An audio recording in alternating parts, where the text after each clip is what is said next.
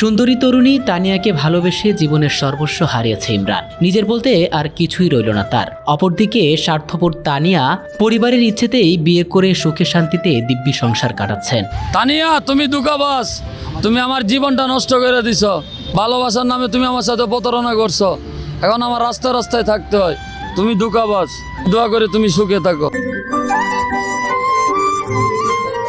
চট্টগ্রামের ফটিকছড়ির কোনো একটি বিদ্যালয়ে পড়াশোনা করত ইমরান এবং তানিয়া। সেখানে গড়ে উঠেছিল তাদের ভালোবাসার সম্পর্ক। দীর্ঘ 10 বছরের ভালোবাসার সম্পর্কে কাটা হয়ে দাঁড়ায় তানিয়ার পরিবার। কারণ ইমরান গরিব ঘরের সন্তান, অপরদিকে তানিয়া বড়লোক বাপের একমাত্র মেয়ে। ইমরানের মতো গরিব ছেলের কাছে তানিয়ার পরিবার তানিয়াকে তুলে দিতে রাজি হয়নি। তানিয়া পরিবারের কথা ইমরানকে ভুলে গেলেও ইমরান আজও তানিয়াকে ভুলতে পারেনি। বরং তানিয়ার জন্যই সে তার সব কিছু হারিয়েছে। ইমরানের আজ নেই কোনো পরিবার, নেই থাকার ঘর। আমরা দুজনেই একসাথে পড়ালেখা করতাম ছোটকালে। ওর বাবা একটু ধনী ছিল, আমার বাবা মধ্যম পরিবারের মধ্যে আমি একজন, আমার একমার এক ছেলে। আমি ছোটোর থেকে বড় হয়েছি একসাথেই।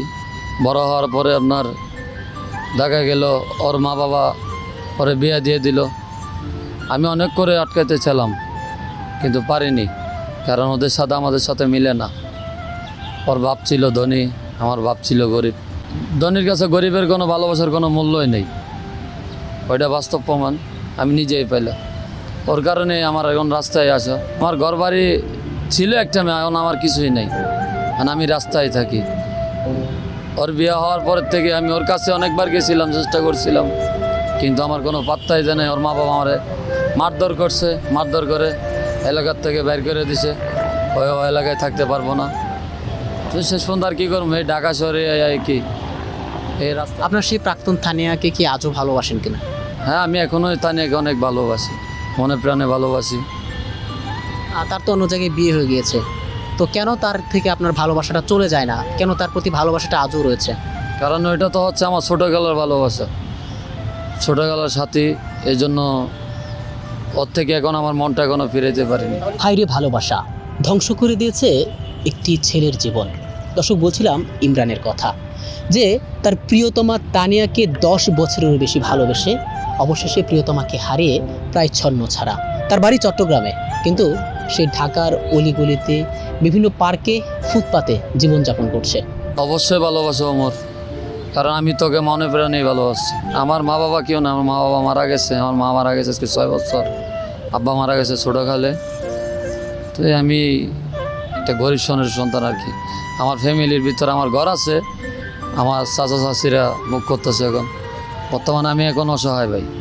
ভালোবেসে শুধু লাইলি মজনু কিংবা শিরি ফরহাদি ইতিহাস করেনি। বাংলাদেশের ইমরানের মতো শত শত প্রেমিক রয়েছেন যারা প্রিয় মানুষটির ভালোবাসা আজও বুকে লালন করে বেঁচে আছেন। হয়তো শিরি ফরহাদ, লাইলি মজনুটা ইতিহাসের পাতায় রয়েছে, কিন্তু শত শত ইমরানের ভালোবাসাগুলো আজও অগোচরেই রয়ে গেছে। তানিয়াকে হারিয়ে ইমরান মানসিকভাবে ভেঙে পড়ে। নিজ এলাকা চট্টগ্রাম ছেড়ে ঢাকায় চলে আসে। ঢাকার সোহরাওয়ার্দী উদ্যান কিংবা ফুটপাতে তার দেখা মেলে।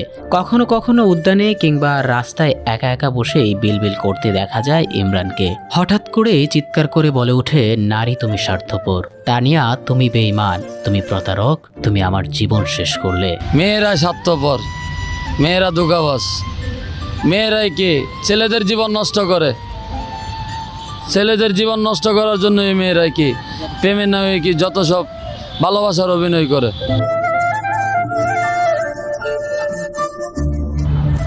ভালোবাসা বরাবরই সুন্দর, তবে দেশের হাজার হাজার যুবক রয়েছেন যাদের স্বপ্ন, ভালোবাসাগুলো ঠিক ইমরানের ভালোবাসার মতোই ঝরে পড়ে যায়। আল ফাহাদ, নিউজ ফ্লাশ 71।